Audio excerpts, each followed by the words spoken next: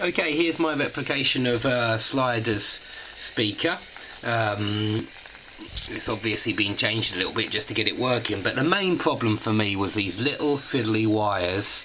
You know, I burnt the enamel off and I just shaved them off with a knife first, because that's what I usually do, but you should be able, when it starts working, to see it shaking, and I couldn't get it shaking for ages because of loose connections. So some very good advice, just to get a multimeter there, check that you've got an amp reading going through it, put it on a low amp reading and see if you can see the little changes.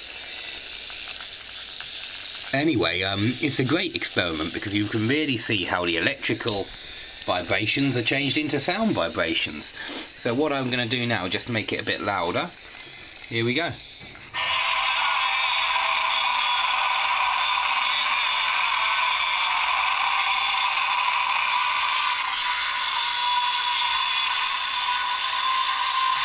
As you can see, works nicely.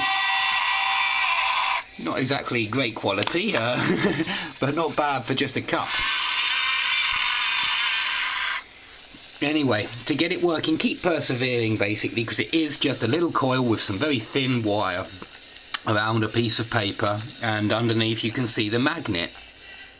You should be able to see it, or even feel it, straightway start vibrating as you push it over the magnet.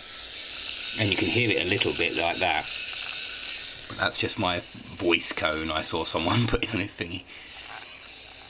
Okay, so there we go. It seems when you push it down harder, it works better with the speaker cone. Not sure, but it seems to be.